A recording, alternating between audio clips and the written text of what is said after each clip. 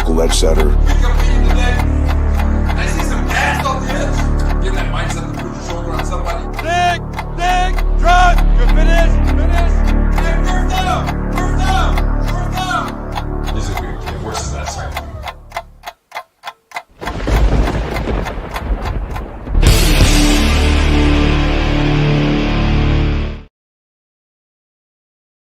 Hey, I got the, hold on, let me do the.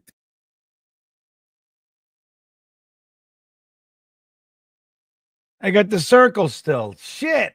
All right, let me switch this up. Come on now. Where is it? I don't even know where it is. I don't want to do the thing. Hey, guys. We'll figure this out in just a second. There it is. All right. Hello. Welcome. We are back. The After Hours Jets Fest. It's been a minute because I was all over the world gallivanting, as my grandparents might say, gallivanting around the country.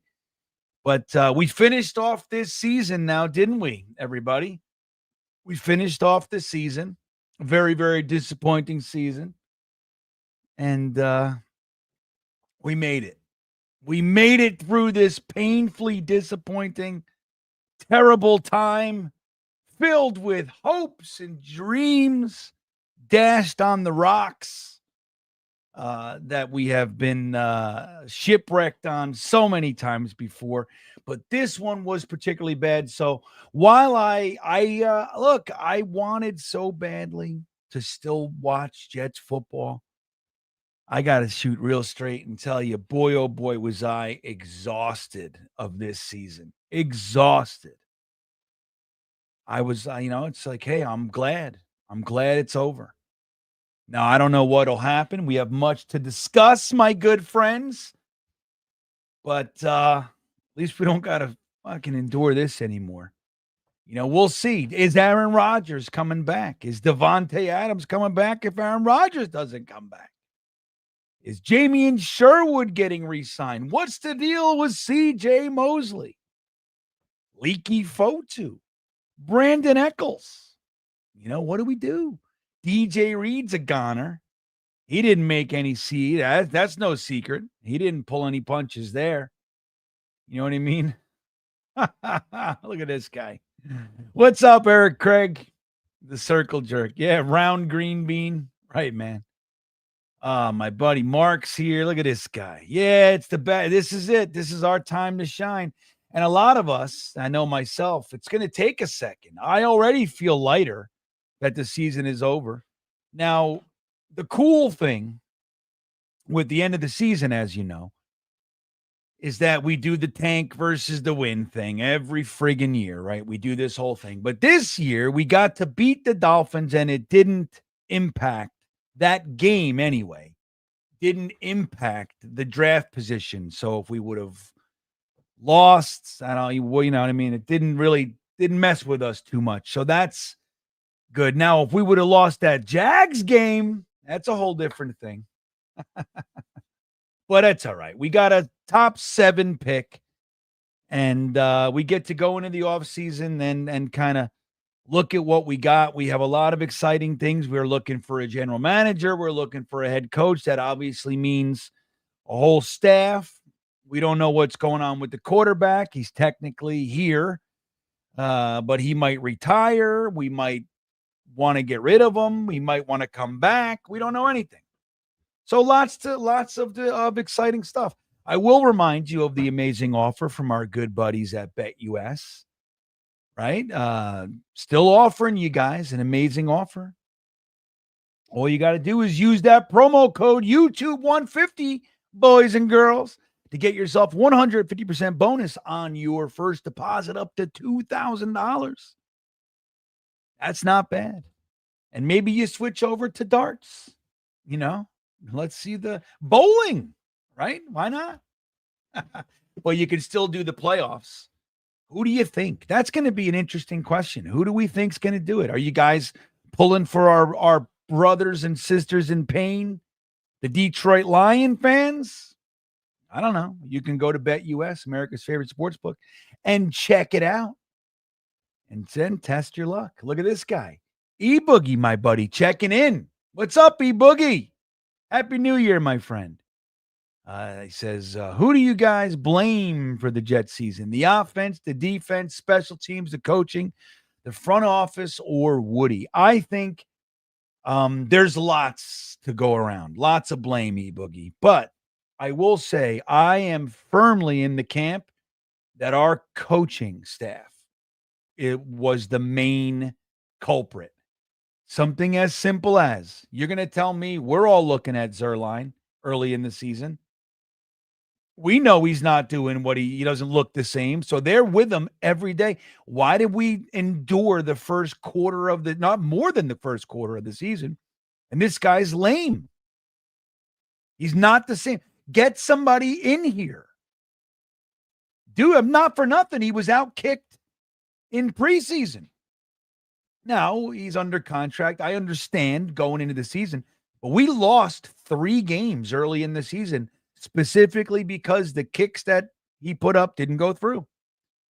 I mean, it was literally that simple. That was the difference in 3 games early in the season. So when we get to the halfway point, think about it. We had 2 wins. We had 3 more. We're a 5-win team. 5-5 is much different than 2 and what would it be? 2-8. You know what I mean? That kind of shit. So like that alone. And the defense fell off a cliff. We had injuries, obviously. CJ Mosley, the emotional leader of the defense, went down. Michael Carter II was pretty much lame duck all year. He came in sometime, but he was out more than he was in. And then you got Leaky Fotu. We let guys like Al Woods and Jefferson go, and we replaced him with Kinlaw and Fotu. Fotu was the run stuffer. He barely played. We saw him for 5 whole minutes. So there's lots of reasons we can push it to Joe Douglas with the kind of deconstruction of this defensive line. This defense is predicated on the defensive line. And we took some liberties, everybody. You go back to, again, we let Jefferson, and Al Woods is fine because he was old and he had the Achilles. So, you're not going to bring him back. That's fine. But you let a bunch of guys go, JFM, and you replace him with Reddick, that whole thing. He didn't give us a single sack. He got a half sack the last week of the season. I mean, he did nothing. Made $9.5 million. And he's an idiot because he had 14.5 on the table. He left it all. And, don't forget the fines, too, on top of that. So he held out and made $5 million less, and that's without the fines, I believe. So I think there's a lot of blame to go around. Aaron Rodgers wasn't what he was supposed to be. But he wasn't terrible. He had terrible games, but I mean, dude, when's the last time we saw, 28 touchdowns? And let's take a look. What was it? 28 touchdowns, 10 interceptions. You know what I mean? So, I mean, when's the last time we saw that in this joint? Aaron, think about it. We had 2 1,000-yard receivers. Fucking crazy. Crazy. What did he have here? So he had 28 touchdowns, 11 interceptions, 63% completion percentage, 3,900 yards. So, I mean, that's 4,000 yards where I come from. It's actually 3,897. But I think the coaches, they seemed like they were deers in the headlights, didn't they? So that's my thoughts, E-Boogie. Bearded checking in with his Stream Beaner super chat. What's up? There he goes. Thank you, my friend. He says, what are your thoughts on potentially retaining Ulbricht as the defensive coordinator with a new head coach and OC? Bit of a crazy thought I just had after the Talking Jet stream. Well, I'll tell you what, man. I think it would be silly. You don't want to,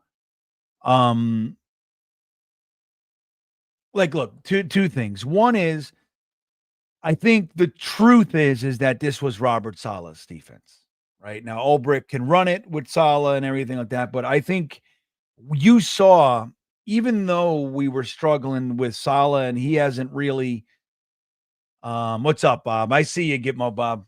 Even though, he left a lot to be desired, Robert Saleh, I think you can safely say that the defense regressed with him not being here. Now, granted, Ulbrich was pulling double duty as the head coach and defensive coordinator, but I don't know.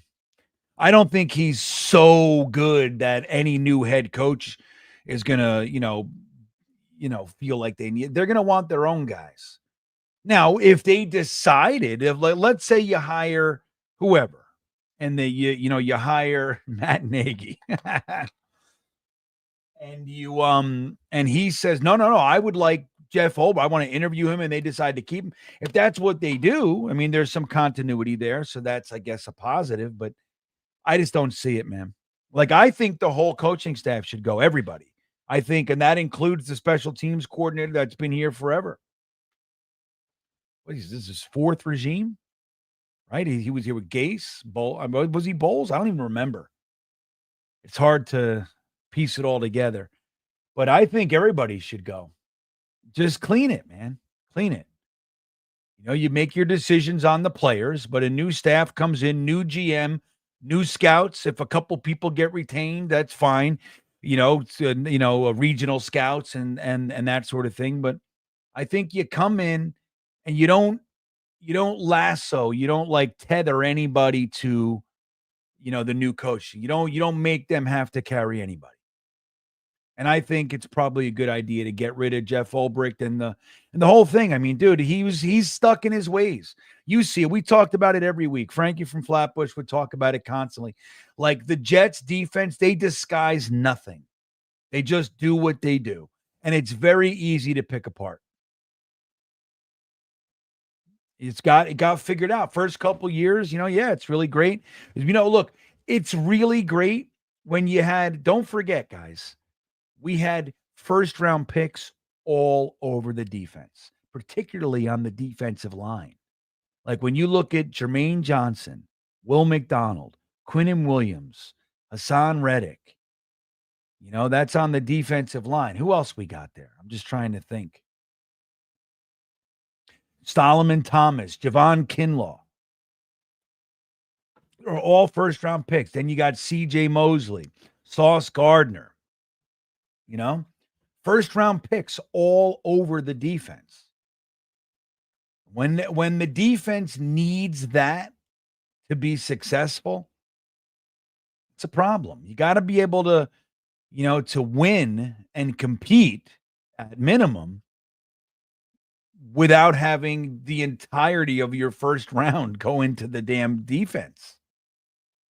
What's up, DK? Good to see you, buddy. What else we got here? So I don't know. I think, again, it's really going to be important. Like, I wish the Jets would hire a general manager and then let them be in on the coaching. Like, I know they're unlikely, unless it was like Vrabel. They're unlikely to hire a coach before they hire the GM, of course. It can happen, but I think it's unlikely. And then what they'll do is they'll have these interviews, whether it's Ron Rivera or whoever. They'll have Rex. They'll have these interviews, and they can kind of give the data to the GM if they want to bring them back for a second. It's like, look, we interviewed these 5 guys, and this guy we really liked. You might want to talk to him. They could do that. But I think the most healthy way to do this is to get the damn general manager in the house. They should just hire Borghanzi. That's how I see it. And then, have the brain trust intact, and then let them hire their coach. That's the way it should go. Because, man, look, we had Tannenbaum. He hired Rex, right? Him and Woody. Then they fired Tannenbaum. So Rex was here before Idzik. Then they fired both of those guys 2 years later. Then they hired Bowles. Bowles was here when McCagnon got here. And then McCagnon and Christopher Johnson are going to hire Matt Rule. And then Christopher Johnson gets a phone call from Peyton Manning, and he hires Adam Gase So, McCagnon didn't get to hire him either, really. And then we have Gase here when Joe Douglas shows up. It's like, it's just crazy. Like, stop the madness. Get out of the way. Like, just hire the general manager and step aside and let the general manager build the organization. That's what you do. And you get the hell out of the way. And if he sucks, you fucking fire him and you do it over, but you let him do it. You don't stick your fingers. It's like you hire a chef and you're like, yeah, but I really want you to use this pot and make sure you use these tomatoes and I want this lady to be a part of your crew. And it's like, oh, you know what I mean? Like, no, why'd you hire the head chef? What else we got? Get My Bob says the coaching staff has been bad forever. Even when the defense was good, they would still give up big score. Dude, you're so right. Even with Rex, right? Remember, like, you can't say that Rex's defenses weren't good. They were good. Particularly the first 3 years, 4 years. Rex's defenses were good, but they would have those games, man, where it looked like they completely forgot how to play. And that comes from Bob. The problem with that stuff, like, any team can get beat, of course. But when you go from being a top defense in the league, and then one week you get blown out 40-3, that comes down to one thing. That's discipline. That's coaching. The Ravens don't get blown out like that. The Steelers almost never get blown out like that. They lose games, of course. It happens. But they never look like a completely different organization from one week to the next. That is coaching. That is consistency. That's discipline. And when you have undisciplined teams like, coaches like a Rex, much as I love him, you have Rex. He's like their pal. And Robert Saleh, same thing, but different way about it, but the same kind of shit. You're depending on their liking of you to play for you. And if they're in a bad mood or whatever, they don't play and there's no accountability, you just kind of weather it and hopefully they come back next week. Bullshit. Parcells, you played or you sat. You played 100% when you were on the field or you weren't playing. He didn't give a shit who you were. And that's important. Jets Danger Zone says, I think Brees sucks, especially between the tackles. Convinced. I don't see that at all. I don't even know how you see that. Brees is a very, very good running back. Dude, it's like, number one, the first half of the season, Tyron Smith was garbage. Now, it's crazy because we were so excited about him and we knew that he probably wouldn't make it through the season and all that shit, which is why a lot of us were so big on drafting the tackle and all that. But he was garbage, both pass pro and run blocking. Then you add to that, just the offensive line trying to play together for the first time. They need time. Like, that's real stuff. So they were stacking the box. They're just like, we didn't think they would, but they were. They were saying, let's see if Tyron Smith particularly, but the whole offensive line, they were having trouble pass protecting. Remember Denver? What was the game right after Denver? The Vikings. Aaron Rodgers got sacked. He got hit like 30 times, 25 times, like big hits in those two games. That was crazy. So when you don't have the real passing threat, and we've been looking at that for years, whether it's Zach Wilson, Tim Boyle, fucking Sam Darnold, whatever it was, they didn't respect our passing game. It was like you had to prove it to them that you were going to do it. They were just going to take the running game away. How many times have we seen the Jets on 3rd and 1 and he's getting hit behind the line of scrimmage? How many times? We saw it even in the Miami game. We saw it. The week before we saw it. You see it all year. Doesn't matter. I'm sorry. I keep shaking the table. I'm freezing in here. My blanket keeps going under my wheels of my chair. So that's what's going on. So I don't know, man. You see Brees, dude, when he's a major threat in the passing game. I know what you're saying about between the tackles. They got open holes, man. You got to give them a chance, you know? Greg Rallo says, Hackett, dude, Hackett is garbage. Garbage. He's a useless member of the staff. And you know what's really painful about it? Is we had his dad here and he sucked. He sucked. You remember? So, like, here we are again with, like, it's like, what the fuck, man?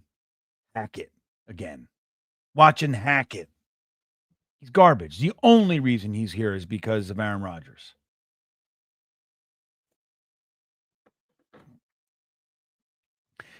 Well, this is, look, let's not pretend, right? Like, I think Aaron Rodgers is better than some of the people that want him gone, but he also, like, he was also a part of the problem many games. My eyes today. So I think it's safe to say it's not black and white. Like, Aaron Rodgers, he threw for 3,900 yards and 28 touchdowns. Right? So, I mean, like, you think like Zach Wilson never threw for 10. You know what I mean? So, like, let's be real. Like, we're looking at one of the better statistical seasons that we've seen. But so there's that. But he was garbage a lot of the time, too. He got benched 2 weeks ago, guys. So it's a little bit of both. Lazard drops a bunch of passes. Everybody was dropping passes, but I don't think that was the main problem. It would have been better. But let's be real. He flat out missed G-dubs wide open, I mean, a dozen times this year. Touchdowns, like 3 or 4 or 5 touchdowns, wide open, running down the sideline. He overthrows him or throws it out of bounds or whatever. Remember what game was that a couple weeks back? I forget who it was, but he overthrew Garrett. We were going to go up 3 scores. That was Seattle. We were going to go up 3 scores, and he just missed a wide open Garrett Wilson in the end zone and then threw a damn interception to Leonard Williams, who runs it down the field for a pick 6, fucking 90 yards. Like, you know what I mean? And that was Aaron Rodgers. Both of those plays were 100% on him. That's a 14-point swing, dude. So you know what I mean, Bob? So I think it's like somewhere in the middle there.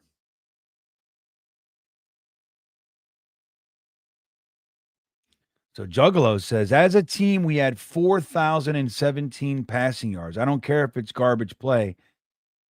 Tyrod. Oh, Tyrod Taylor. So we had amazing stuff. Yeah, I mean, look, this was an uncharacteristic year for us. But look, and then, dude, what's that stat? We were leading in the fourth quarter like 6 times and lost. It was the most in the NFL. Think about that. If we won those games, we're leading in the fourth quarter, half of them. So if Zerline makes those kicks, that's 3 games. And if we won half of those games, that's 6 more wins. I mean, again, shoulda, woulda, coulda. I get it. But the team was not, we just didn't know how to win. And that's why I say coaching. Like, you got to know. You got to know how to hold on to a damn victory. They were ours. How about the one game, Devontae Adams? All he had to do was stay in bounds. He fucking runs out of bounds, stops the clock. We give it to them and they drive down. They had 1 minute and 40 left, whatever the hell it was. Like, you can't do that. Stupid teams. The whole team. Garrett Wilson said it best. I think there's a gene or something. And he's talking about the jet curse. There's something here. We can't do it. We can't win. We're doing everything. How about the Pittsburgh game? We're beating their ass. And then Aaron Rodgers throws an interception, and then everything, the bottom fell out. We didn't score another point. And that was in the first half. We were going to go into the half with like a 2-score lead. We were just dominating them. And then the bottom falls out and they take control of the game and we can't do anything right. Like, what is that? Well, how about pulling the people, letting the team know I'll fucking bench every single one of you? They're competitive, man. Like you can't, like, the whole Salah thing that pissed me off was the idea that these are, and he said it 100 times, these are grown men. They don't need to be told. They bullshit. This is team competitive sports. And there's discipline is required, and we didn't have any. Now, should Salah have been fired? Maybe not. You know, can make that argument. Greg, if someone would have told you, we were talking about this. I was on Jake's show this weekend, and we were talking about it. If somebody would have told you the beginning of the season, Aaron Rodgers is going to play every single game. He's going to be healthy the whole year. He's going to throw for 3,900 yards, 28 touchdowns, 11 interceptions. Garrett Wilson's going to have 1,000 yards receiving. Devontae Adams is going to have 1,000 yards receiving. Could anybody have made you believe we were going to be a 5-win team? There's no way. I would have been like, dude, we're going to the Super Bowl with that, you know? But no, here we are. 6 games leading in the 4th, and we lost. That game, with the Denver game, the Vikings game, all we had to do to win was the field goal kicks that went up, and we're not talking about 59-yarders. You know what I mean? It's about 32, like just regular old kicks. Just had to go through, and they didn't bench him, and they never benched him. By the way, they put him on IR. They soft bench. Everybody needs to go. The whole bunch of them. Yeah, beefy, right. Salah's soft. He can say what he wants, and I believe everything they say about him being inspiring, and he's a good guy, and all that shit. And I think he does know the game of football. His defenses were badass. But again, he had first-round picks all over the defense.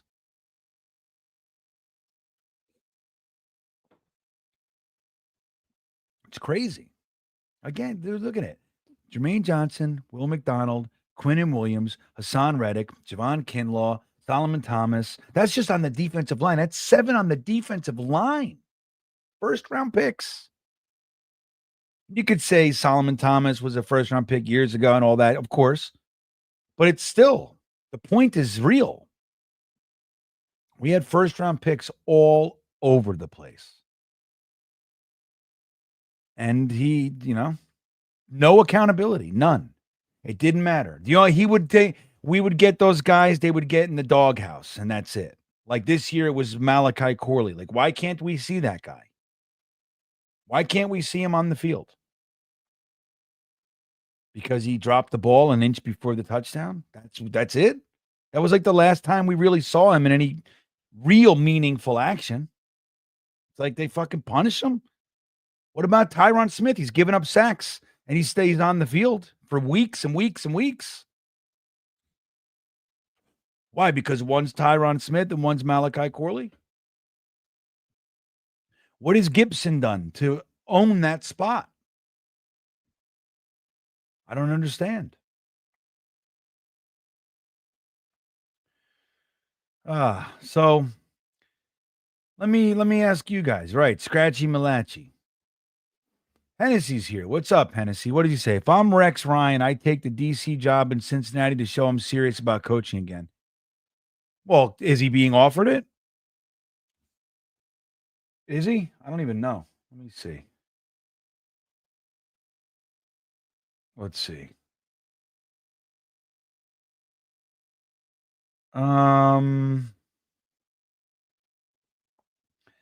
George Pickens doesn't belong in the league. Rex Ryan. Oh my God. I'm telling you, look, as much as I love Rex, you see the signed football right there. I love Rex.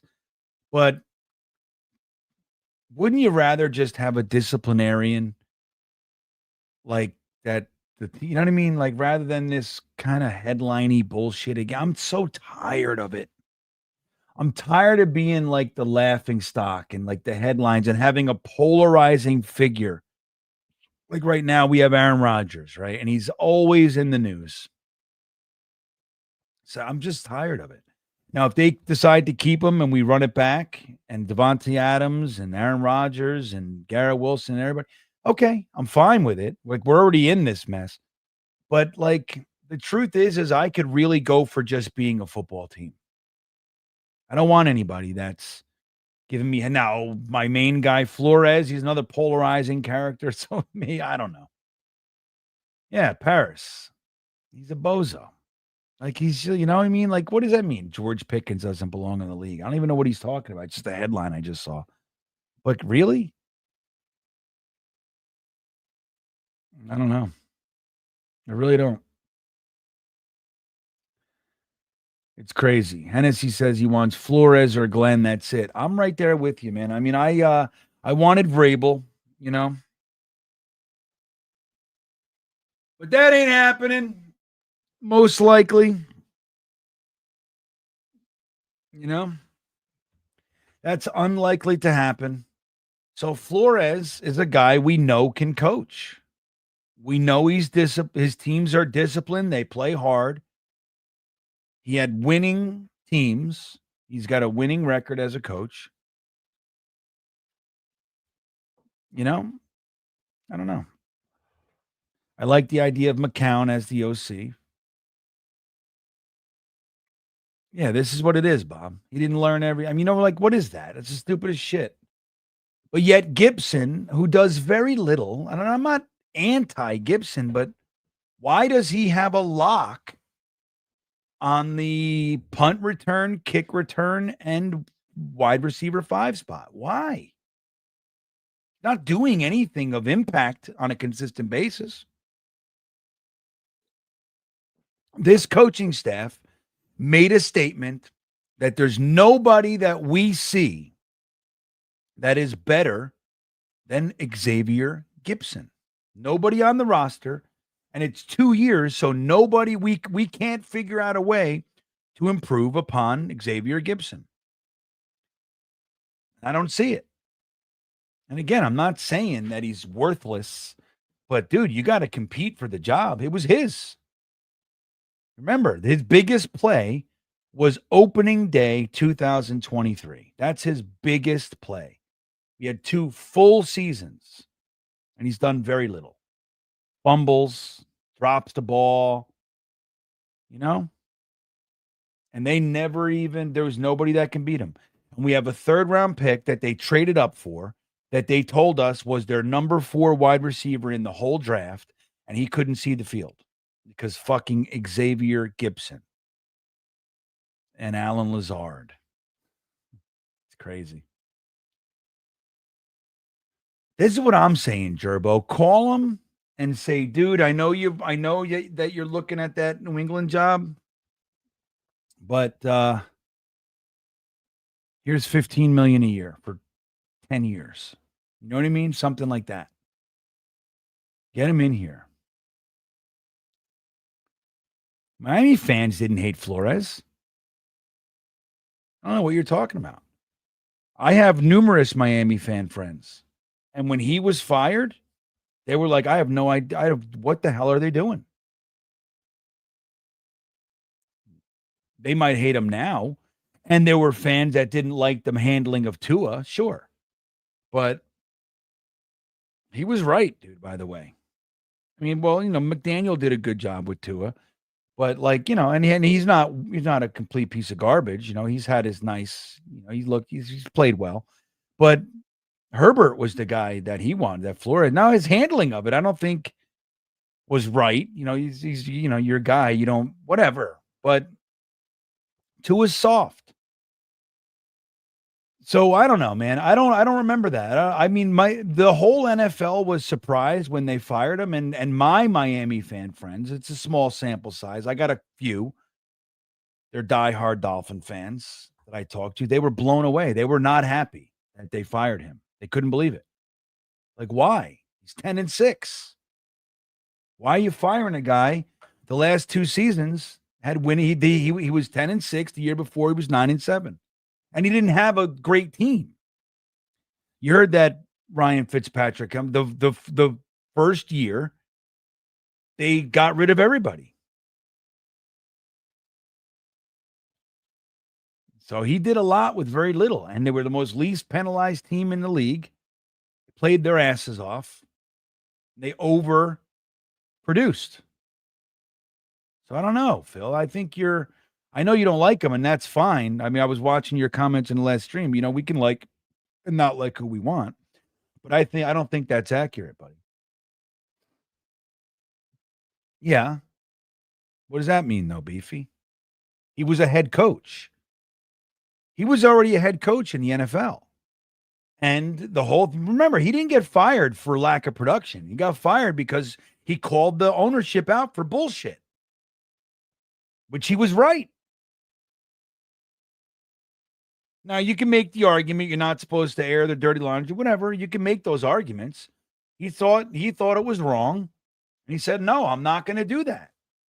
I'm not taking your payout to tank and whatever else. And the whole sneaking around with Tom Brady and all the bullshit. I don't remember exactly how it went, the lineage of events, but he said no. That's why he got fired, not because he sucked.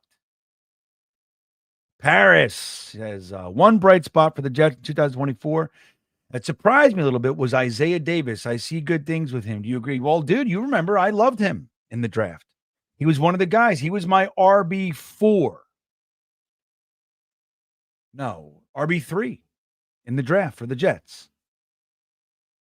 I was surprised that they took Braylon Allen and then took him. I'll admit, I was very surprised. I thought we should have been going wide receiver there. Malik Washington in particular. But there were others. But I love Isaiah Davis. And I think there are people saying that they think he's better than Braylon Allen. I don't know about that. I'll tell you, Aaron Rodgers certainly liked Isaiah Davis. Had all the faith in the world in him. No problem throwing him the ball. So he was a nice surprise. It was good to see both of those guys in Braylon Allen and Isaiah Davis get some significant playing time. They got meaningful reps.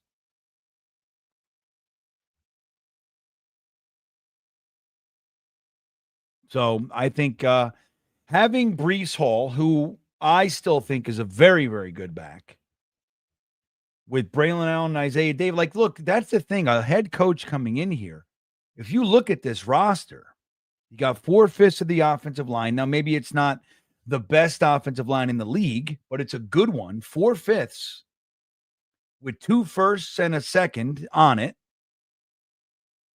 already. You got Garrett Wilson here. I don't know what's up with Devontae Adams, but you got Garrett Wilson, Malachi Corley here. You got Breece Hall, Braylon Allen, Isaiah Davis.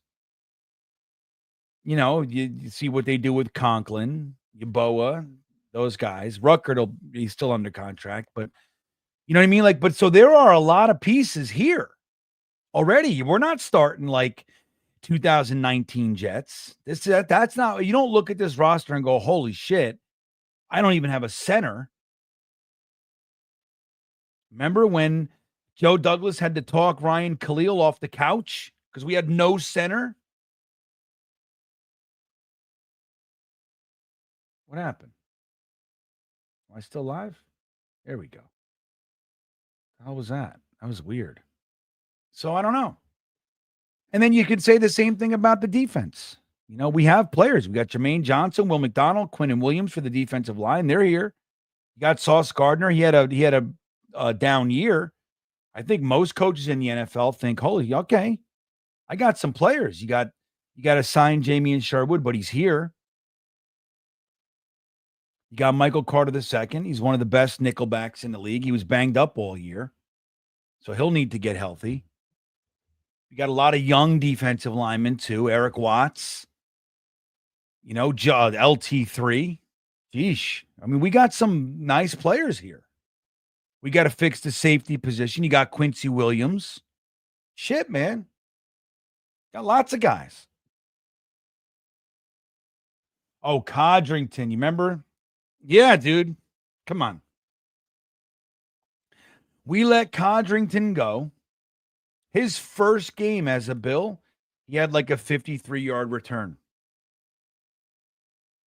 Fucking head itches in these hats. I'm wearing a hat all day. My head is itching. It's ready to breathe. Put on a winter hat. I don't even feel like putting anything on. It is what it is. So I don't know. What else you got? What else we got here? Rick Furdy says, I want our future GM to have input on who they right. So I was saying before, Rick, it's like, I mean, I get them trying to get, look, the way I see it, they're interviewing some of these guys, the coaches, and they're going to be able to give that interview information to the GM, but they better hire the general manager soon. And they should just go hire the guy from the Chiefs, Borgonzi. If he's interested in the job, you just hire him. He's been a part of the best organization in football. He's been there for a long time. It's his whole career is with the Chiefs, pretty much. Let me see. A Borgonzi.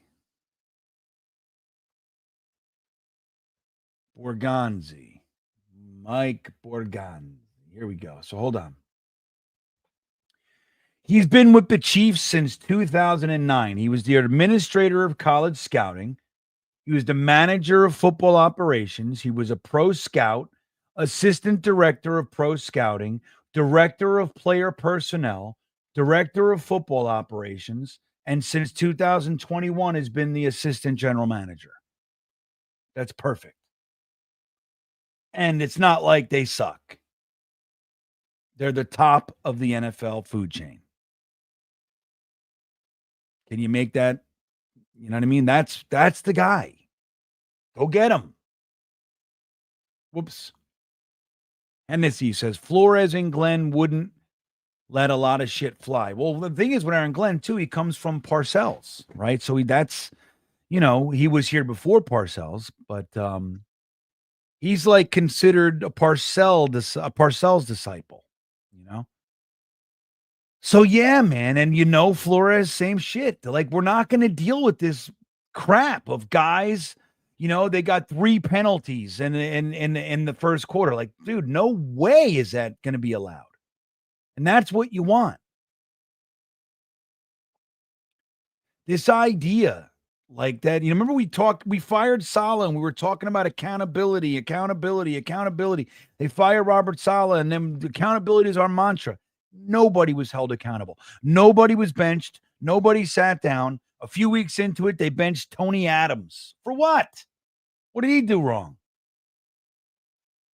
Nothing that anybody else wasn't doing wrong, I'll tell you that. Tyron Smith needed to be benched. Right there. You'll go out, you start this game, first pressure, you sit. I got a first-round pick over here sitting on the damn bench. Know it.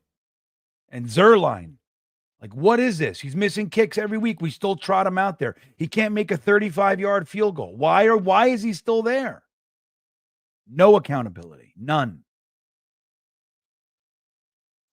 Edward says, trade Brees to the Vikings for McCarthy and McCown. Well, that doesn't sound real. I mean, what's the JJ McCarthy love? I mean, I get, like Matt was talking about, like if you're going to take a flyer, like a second-round pick or something, conditional. Like he's an unproven rookie. He's never taken a real NFL snap, and he's got 2 knee injuries already. And I'm not saying that he's definitely not going to have a career. I'm not saying anything, but shit, the Jets, we're the bad news bears, dude. We're the bad luck team. We got Aaron Rodgers. He was healthy for his whole freaking career. He comes here, he plays 4 plays, and he's out for the year. Like we signed, remember what's his name? The offensive lineman from the Seahawks. We had him for a couple of years. What the hell was his name? I just frying out. He hasn't been injured in 10 years. He came here 4 days, and he tore his rotator cuff. How about Chuck Clark? He was never injured a single snap. He comes here, and he's out for the year in training camp. Like, that's not the guy. You know what I mean? Like, that scares the shit out of me, Ed. I got to be honest. And you're going to trade Brees for him? I don't know, buddy. You don't have to trade for McCown. You just hire him. He's a quarterback coach. So if you're going to offer him an offensive coordinator job and he wants it, he can take it. It's a promotion. So I don't know, buddy. I don't know. Again, a lot of people are talking about J.J. McCarthy. You know, I asked my Michigan fan friend, I said, hey, man, what do you really think? He said, dude, he's good. I like him. But he said same thing. He said, I don't know. It's a little scary, especially for the Jets. Like, we're not the Ravens. You don't bring somebody here and they reclaim their career. People come here to fucking die. You know what I mean? They end their careers here, man. It's scary to me.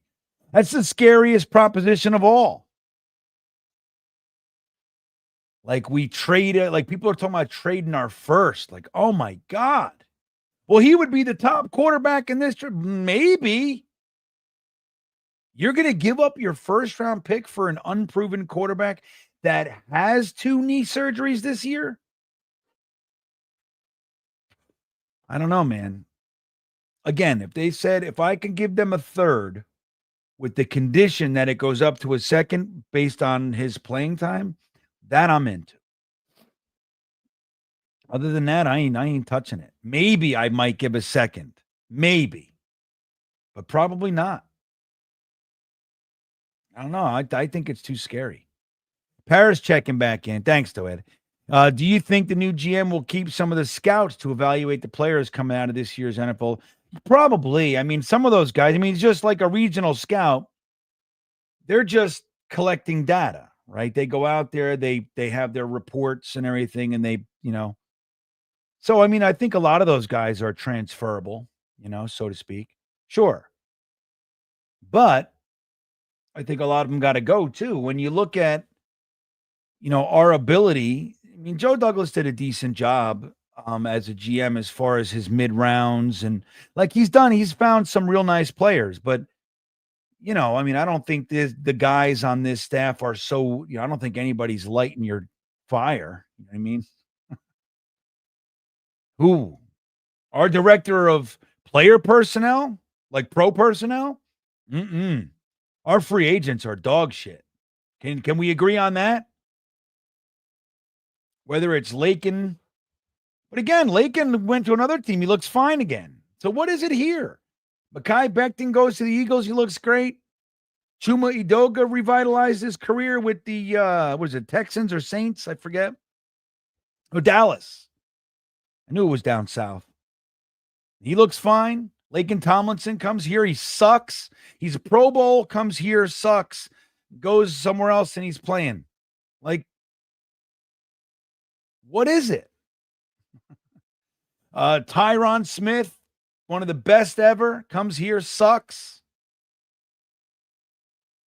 I don't know, man. You ever heard the term, like, where there's smoke, there's fire? It looks like a duck, quacks like a duck. So I don't know. But so I don't know, man. I think like our director of pro personnel, that guy needs to go. Our free agents have been dog shit throughout the entire time, whether it's Jordan Whitehead, whether it's Lakin Tomlinson, whether it's you know, I just can't even think. Well, remember all the cornerbacks we were getting from the Colts for a couple years there? Quincy Wilson. What was the other guy? I can't remember his name. But it's tough, man. Like, I don't know. Like, I think some of those guys, sure, they're just like worker bees, you know?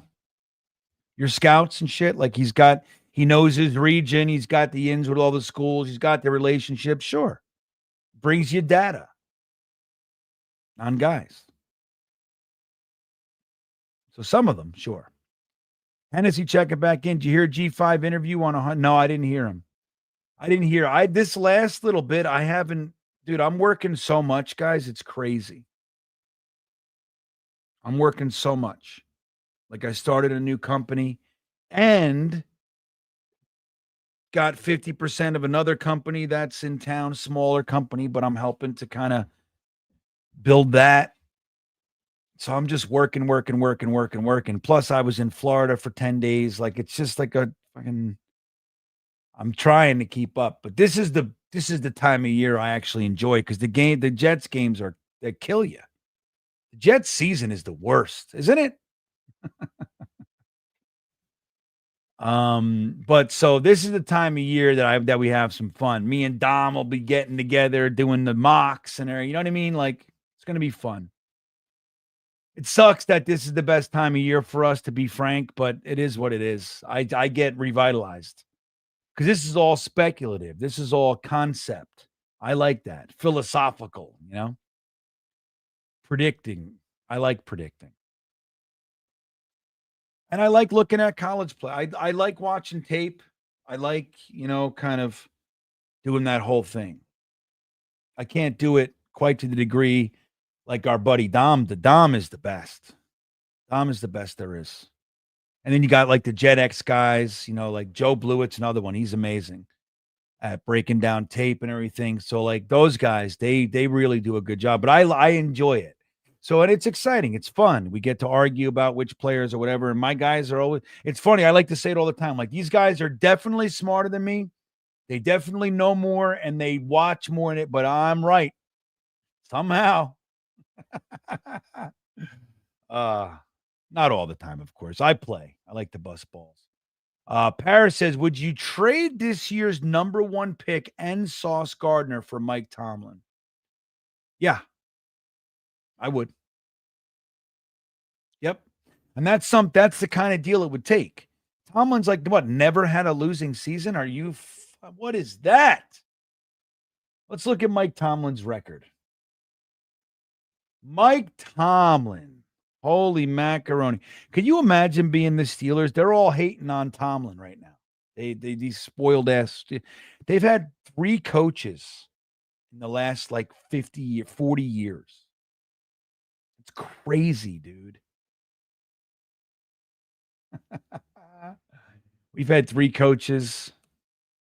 I mean, we've had 3 coaches in the last 5 years. It's crazy. It's crazy. Let's see. Mike Tomlin. This is Mike Tomlin's record. Let's take a look here together as friends. You ready? Let's take a look. Right. Here we go. Make it bigger so you guys can see it. In 2007, he started his coaching career with the Pittsburgh Steelers, head coach. 10-6. Then he was 12-4. Then he was 9-7. Then he was 12-4, 12-4.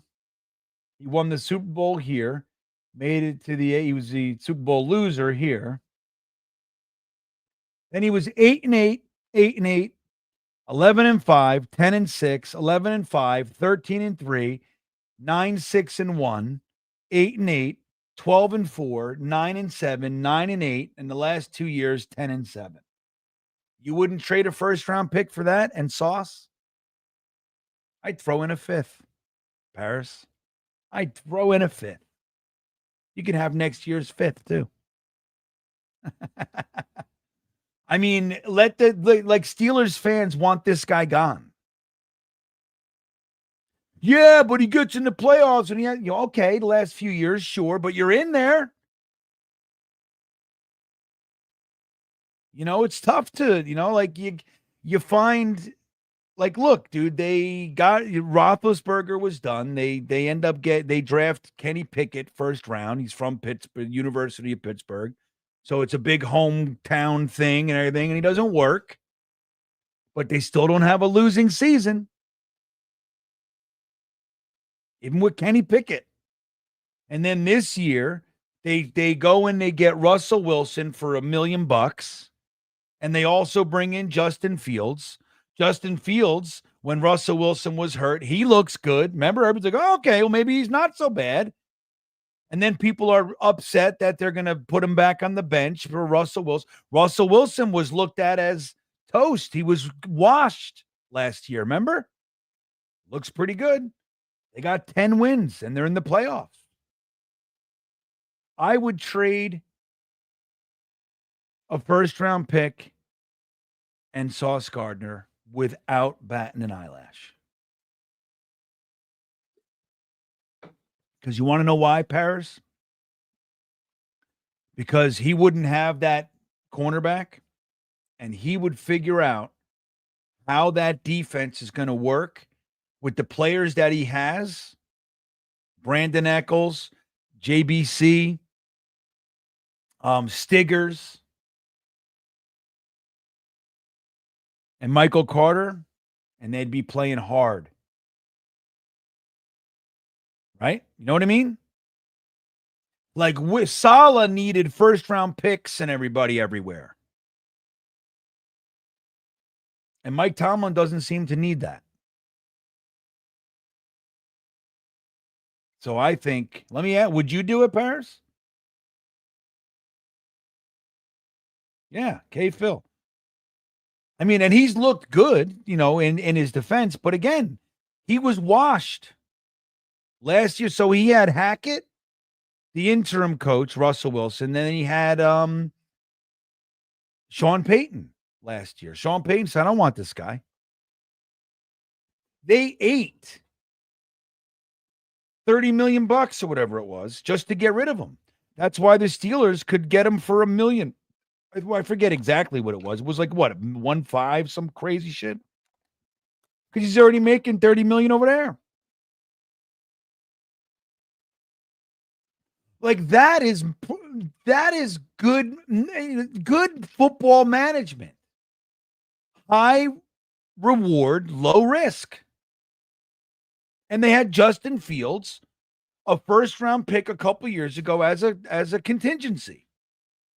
And they know we got good coaches. We might not be, he might not be great but we're gonna get the max out of him. We'll figure out how to win. Evidenced by the fact that Mike Tomlin has been coaching in the NFL as a head coach for the Pittsburgh Steelers since 2007 and has never had a 7-win season. Never had a losing season. We have maxed out at 7. Since 2015, we have not broken the 7-win plateau. Is that not brutally painful? Is there anybody? Let me put a poll up there real quick for you guys. So just Paris's proposition here, okay? Would you trade our first and Sauce for Mike Tomlin? And look at what the Denver Broncos did. Yes, no, nice and simple. They went out there, they looked at who they could hire. The Walmart people bought the Denver Broncos. They looked around, they said, okay, we can hire that guy. Sean Payton is the guy we want. They said, oh, you got to give picks because his rights are still the Saints. Let's see what they ended up giving up. Sean Payton trade. So listen to this. The Waltons just said that's the guy. He's a proven head coach. He's a proven winner. They gave the Saints their 2023 first-round pick, which was 29th overall, a 2024 second, and then they got a third back. So they gave a first and second and for Sean Payton and a third. Now, our 7th overall pick is much more valuable, but still, they just paid the price. That's the guy. He's better than the other guys. We're not fucking dealing with some first-time head coach bullshit. They said, that's the guy. What's the price? Here's what it's going to cost. Take it. They paid it. Have some conviction, have some balls, and pay the price. Now, I know this is moot because I don't believe that that's really an option for us, but let's explore it. I put it in the poll. Let me know what you guys think. Would you trade a first and Sauce Gardner for Mike Tomlin? Super Bowl winner, AFC champion, and never had a losing season. Shit. Green Dog checking in with his member Streambeaner super chat. Love Tomlin. He gets the best out of his roster every single year. Happy New Year. Happy New Year to you, buddy. Seriously. And yeah, I agree with you 100%.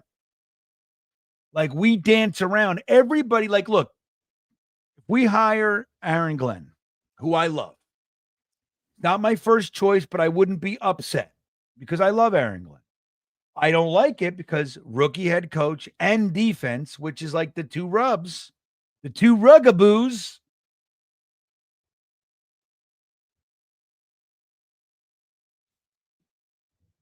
But you're hoping Aaron Glenn becomes Mike Tomlin. That's what you're hoping. Fucking love Mike Tomlin. Now, I hate Mike Tomlin. You know how I root. I don't like anybody who's not a Jet. I root against everybody. Like, whatever, like when I go into the playoffs every year, I don't root for anybody. I root for the team. The team I'm rooting for is because I hate the other one more. I'm rooting against. But if we're looking at quality, I can't do it. My head is so itchy, guys, because of these fucking hats all day. Woo! Ah, it feels so good. You know, but, I don't have to like the guy. Like, as again, I don't hate anybody as men in the real world. Most people. I don't like Tom Brady. I don't like Bill Belichick. I think they're POSs. But generally speaking, I'm talking about in the NFL world. I'm not rooting against the man. I don't like Tyreek Hill. He's a piece of shit too. But very few of these guys I actually don't like as people, right? You know what I mean? I don't want their, wife to leave them or anything like that. It's not like that. But as far as in the sport, I hate them. You know what I mean? Does that make sense to you guys? That's what it. But I'm not stupid either. I know who's good. Like, if they said, hey, the Chiefs want to trade Andy Reid, I'd be like, dude, I don't like Andy Reid. I hate him. But you can get me Andy Reid?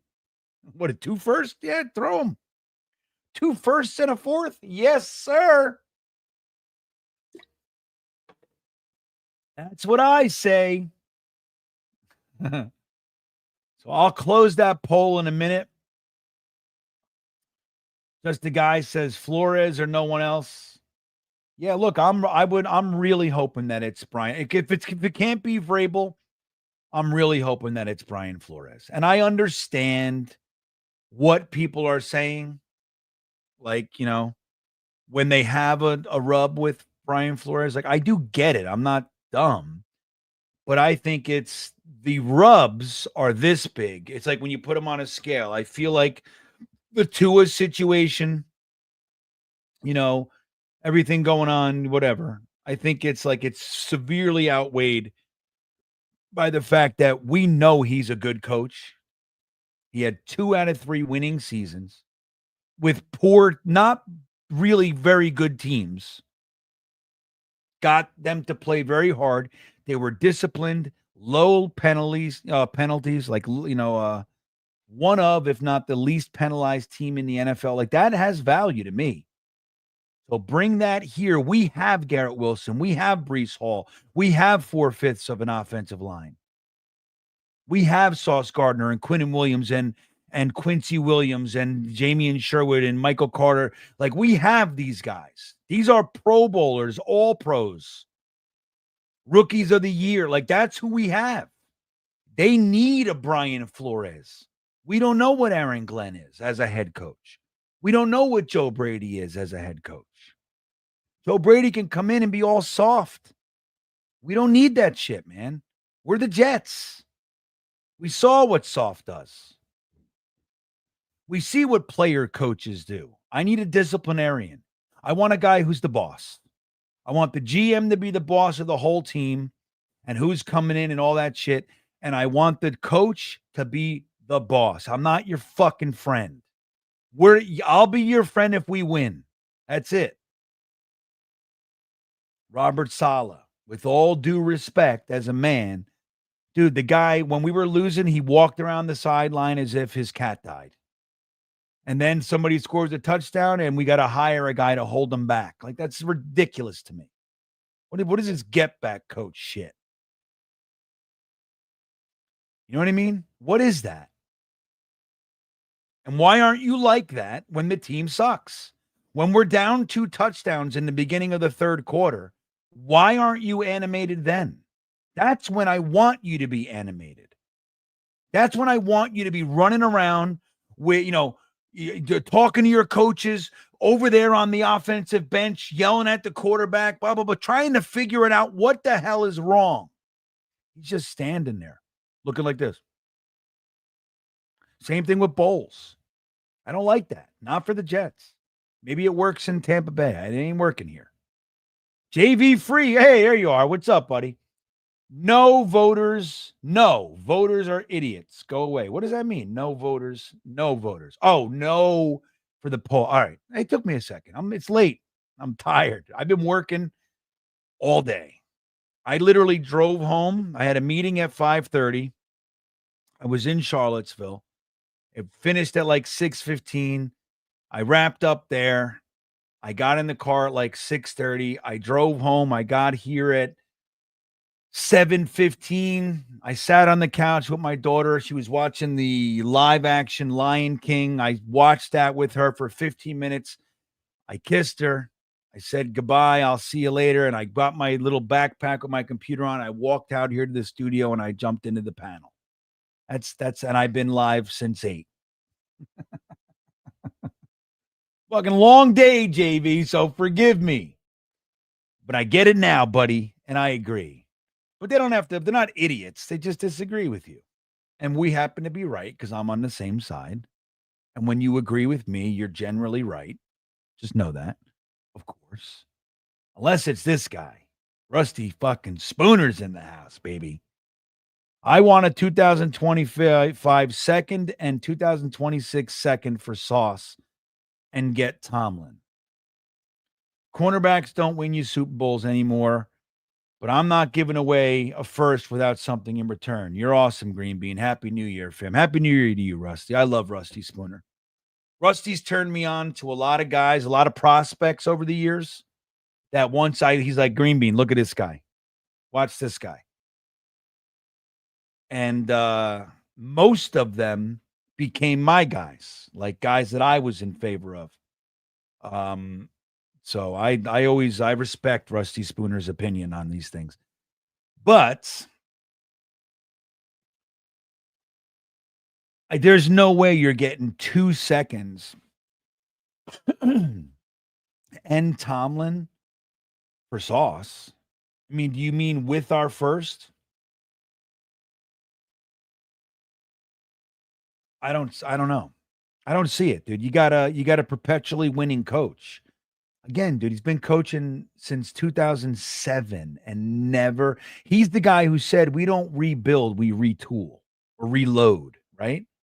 That's the thinking. What do you mean rebuild? What am I tearing this? I'm not tearing this down. I can win with anybody. My team's going to beat yours. You know what I mean? Like that's valuable. Why does it keep doing that? My YouTube keeps shutting down. Is it shutting down on your end? Doesn't look like it. So let's end this poll. Let me make sure. Let's end the poll. So would you trade I misspelled our. Would you trade our first and Sauce Gardner for Mike Tomlin? Wow, it's super close. Really? You guys wouldn't do it? I'm with JV Free now. Not that you guys are idiots, of course, but I don't know how you can't see it. Our biggest problem is coaching, guys. Our biggest problem for the decades and decades. Think about this. Our coaching Let me point something out to you guys.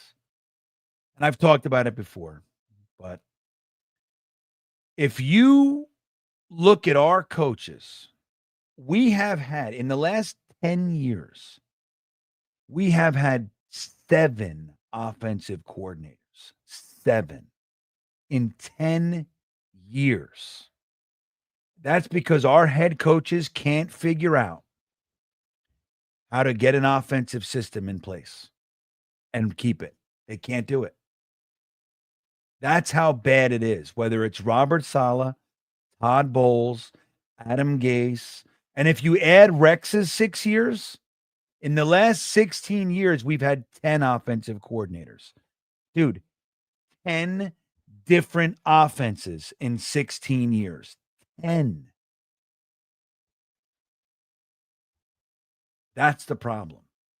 So we have the poll is finished, only 51% to 49 or 48%. Yes. What would you want to trade? You don't like? I mean, maybe Tomlin's not your, like, maybe you'd prefer a Reed or somebody, you know, I mean, what, I don't know. Shanahan, somebody like that. John Harbaugh. But dude, Mercy Fate said no. You're drunk. Mercy Fate. All right, Rusty says, give them the first and sauce, then we get Tomlin in 2 seconds. I don't know. I mean, I would do it in a heartbeat. Are you kidding me? I would do that in a heartbeat. I just don't think that's what's coming. Now, if you got one of those seconds, I just think straight up. I mean, I don't know how I would do it straight up. I wouldn't even, I mean, look, you try to negotiate, you try to get whatever you can. But if they said, look, the deal is your first and sauce, and we'll give you Mike Tomlin. And Mike Tomlin's like, yep, I'll come. I'll fucking change this whole team. The Jets are going to never be the Jets again. I'd be like, okay. Yep. Yeah. Yeah, it's a hard bargain, but I'm doing it because there's nothing more important. Again, like you see it, guys. The Broncos were dancing around with loser coaches. The Waltons bought it. Those are hardcore business people. They looked around and they said, there's no, what is a first round pick? There's no guarantee. What is it? It's all perceived value. How many times is the first overall pick or the third overall pick or the second overall pick? They're bums, right? You don't know. They looked at Sean Payton. They looked around the coaches and they said, that's the guy. What, a first and a second? Take it. And in 2 years, with a rookie quarterback, he turned that entire franchise around. They were a laughingstock. Russell Wilson, they traded 3 firsts or whatever it was for and paid him $200 million. And he was garbage. And he goes to the Steelers. Tomlin figures out a way to win with them. And Sean Payton figures out a way to turn that team around. Sends Russell Wilson back and says, I don't care. We'll still pay it. Well, we don't care. I want Drake May. And we're going to win. Got rid of Jerry Jeudy, right? Said this is a big crop of shit I don't want. And that's the difference. If we had the Denver Broncos team, we're a better team, by the way. We have more. They have Peyton. And let me tell you something. Zach Wilson, which is the same thing I said about Sam Darnold years ago. Both of those guys, they needed a year to sit. Like last year, the whole plan with Zach Wilson, taking a year sitting behind Aaron Rodgers, that was the right plan. We don't have anybody to develop them, though, here. So it was never going to work. But that's what they needed to do. Sit them. But you can't make them the number 2. Because then what happened? Aaron Rodgers goes down. Now he's your starting quarterback again. The whole plan went out the window. Sean Payton said, give me him. I'm making him my QB3. He's not seeing the field all year. Now he's never going to need to use him. But maybe he keeps him as his backup quarterback for a year or two. Then Zach Wilson has a shot. at reclaiming his career because he's with Sean Payton, who just took Drake May and made him into a playoff caliber quarterback. They probably won't do much in the playoffs this year, probably, but they're in. We're not. And we got Aaron Rodgers and Garrett Wilson and Devontae Adams and Quinnen Williams and blah, blah, blah, blah, blah, blah, blah. You know what I mean? Is it not clear, everybody, how important coaching really is?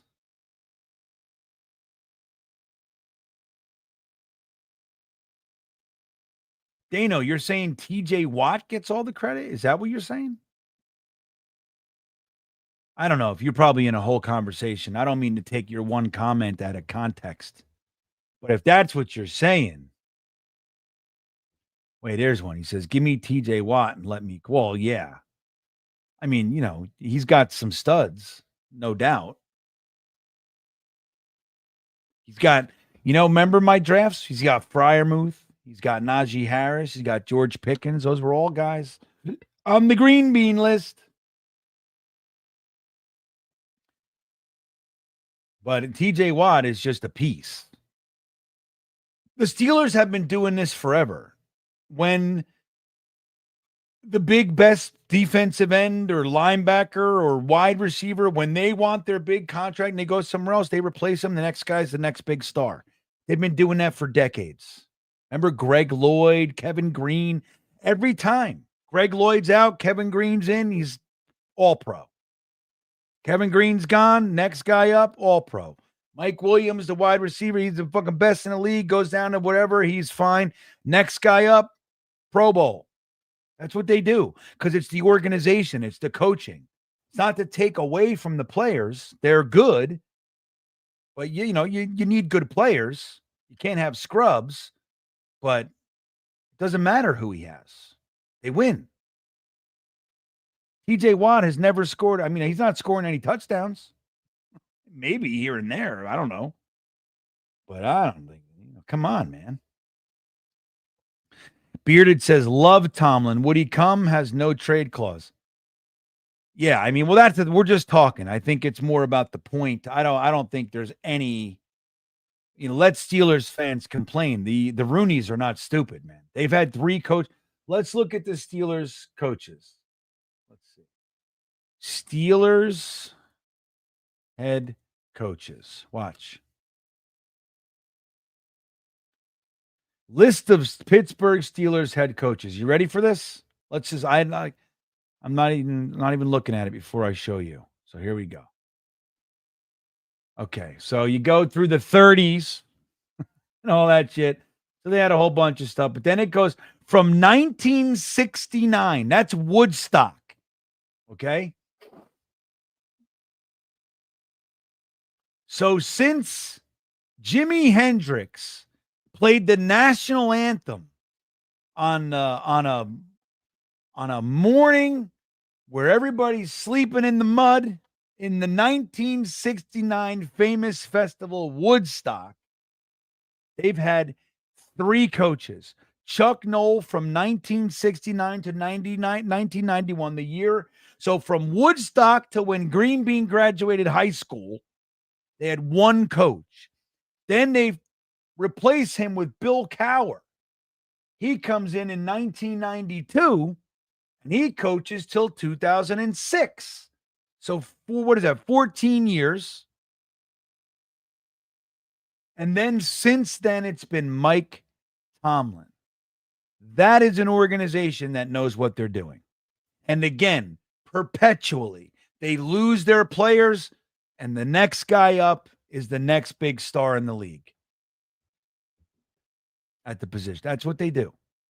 So I'm not taking away from TJ Watt. He's one of the best in the entire league. At the same time, he wasn't there since 1969.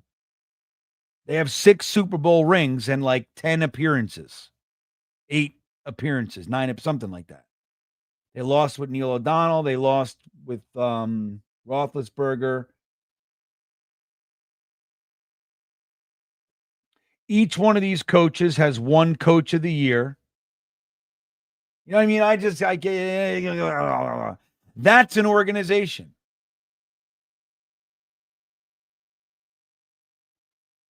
And then you look at us, and we don't want to trade a first-round pick and a cornerback for. Come on, what are we talking about, guys? What are we talking about? Yeah, right. Isn't that weird? He's got a better record than Cower.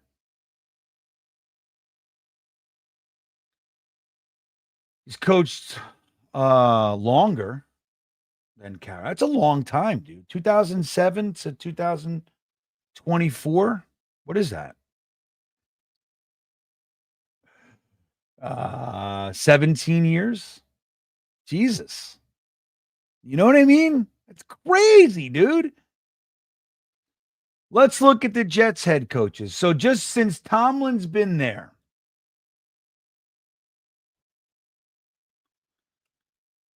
all right, let's do this. Let's drag ourselves through this fucking mud, this muck. I'll tell you guys. All right. So since 2007, we've had Eric Mangini, Rex Ryan, Todd Bowles, Adam Gase, Robert Saleh, Jeff Ulbrich. So 1, 2, 3, 4, 5. Since Tomlin has been with the Steelers, we're about to have our 7th head coach. And again, just these last fellas right here, since Todd Bowles, we've had 7 offensive coordinators in this little patch right here. 7. You add Rex, 10. Eric Mangini had 1. Herm Edwards had 1, right? If I remember correctly. Who was Herm's offensive coordinator? I don't remember. Al Groh, he's only here. Parcells had 1. He had Charlie Weiss. Kotite was the offensive coordinator. Pete Carroll had that 1 year, but that was basically the Koslick crew. I don't remember who his offensive coordinator was. Joe Walton was the offensive coordinator when he was here. Joe Walton was the offensive coordinator under Walt Michaels. Lou Holtz. Oh, I tell you. Lou Holtz, 3-10. Walt Michaels, 39-47. Joe Walton, 53-57. Walt Michaels was a great coach. Walt Michaels was supposed to replace Weeb Eubank, and he took his son-in-law, Charlie Winter. That's when Walt Michaels should have come in. We would have been to the Super Bowl numerous times. Anyway, Bruce Koslet is 26-38. Carroll, 6-10. Kotite, 4. Look at this one. We had 10 wins in 3 years. 4-28. Bill Parcells was 29-19. He's our first winner. Al Groh was 9-7 in the 1 year he was here. Herm Edwards was 39-41. Mangini was 23-25. Almost got himself to 500 like Hermie there. Rex Ryan, 46-50. So these 3 almost 500. Todd Bowles, 24-40. 40 losses under Todd Bowles. Adam Gase, 9 wins, 23 losses. Robert Saleh, in 2 more years, only mustered up 11 more wins than Adam Gase. 20-36. And Ulbricht pulled together 3 big fatties for us. Jesus. So why is my rooster screaming at night? It's midnight. So there's fucking probably foxes in there. I got to go help them. This is the last super chat I'll get to tonight. KF101 says Tomlin will retire when he leaves the Steelers a Hall of Fame coach. Yeah, I agree. Why wouldn't he be in the Hall of Fame? Think about that. A head coach that's never had a losing season, got a Super Bowl ring, Another AFC championship ring. And he's never had a losing season. That's in 17 years. I got to go help my rooster. He's screaming. That's bad. Rooster, one crow or something, whatever, but he's letting somebody know. Something's going on out there. With that all said, my friends, thank you, KF. With that all said, I live on a farm. No. I do have chickens, though. I have land. I have like 7 acres. I'm out in the woods, buddy. I live in rural Virginia. Yeah, I'm out in the farm. There's farms all around me. And I do have a robust garden with my neighbor. Me and my neighbor get together. We're expanding this year. Got ourselves a greenhouse. So maybe kind of a farm. Yeah, foxes, Matt. You know what foxes? I'm so glad somebody told me about this before I fucking experienced it for myself, because I was getting up. You guys remember last year I was working at the clinic, and I was getting up at 3:30 in the morning and leaving. I had to be there by 5. And it's 45, 50 minutes away. So foxes at night, dude, if you never heard it, Google it, like YouTube it. It's the craziest thing in the world. I never even heard of it. And again, thankfully, somebody warned me, because I would come out of my house at 4 in the morning, 4:15 in the morning, and they scream. Like they scream. They sound like children, like screaming children. So think about it. It's 4 in the morning and you live in the woods. And I got 35 acres behind me. It's not mine, but it's there. So I have my 7 acres and there's 35 acres. So it's woods. And you hear screaming children at 4 in the morning. You know what I mean? No, foxes. I don't have any coyotes. I have a bear in the back. Granted, it's winter, so he's not around, but there's a bear here. He walks around. We have him on the cameras and stuff. We see him. There's lots of deer, foxes, the bear. Yeah, right. Isn't it though, Green Dog? It's crazy. It's just scary. I'm so glad somebody, because I grew up, my mother, it's like, everything was haunted, I would have been like, dude, there's the Blair Witch in the damn woods here. My studio where this is my house is about, I'd say, a good 120 feet away. So I'm out in the woods.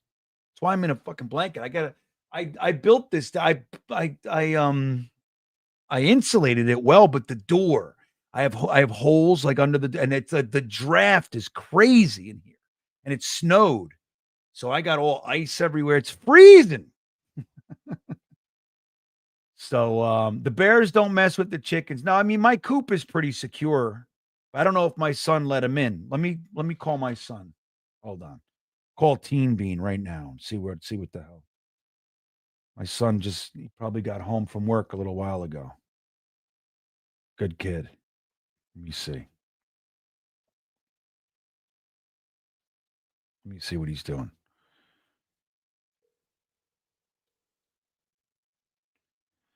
Hello. Hey, are you awake? Yep. Did you do the chickens? Oh, no, let me do that. Yeah, I hear the rooster screaming. Well, not screaming, but he's crowing, so something's up. So I'll come out there in a minute too, but just go and close the coop. Yeah. All right, bye.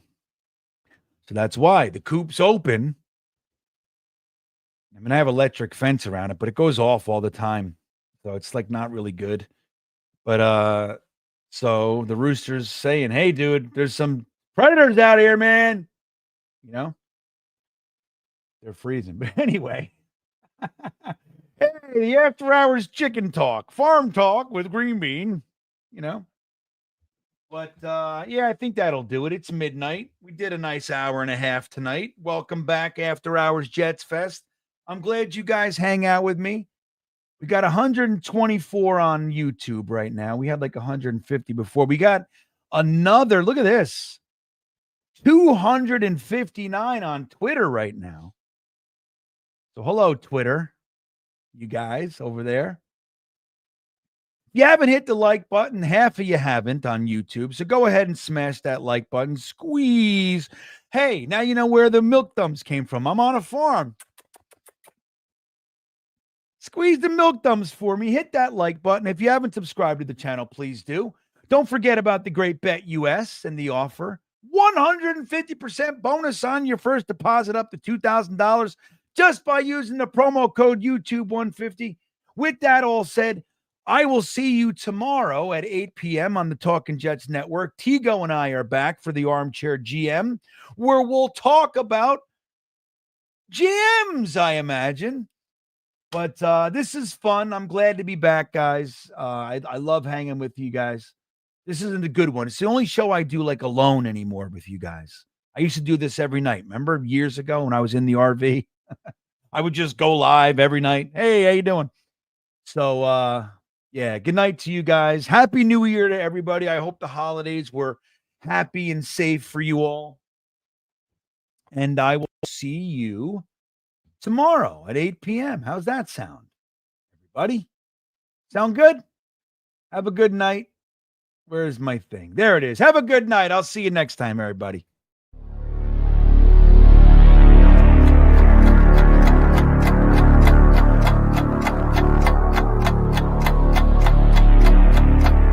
I think he's going to be day one, a violent vertical edge setter.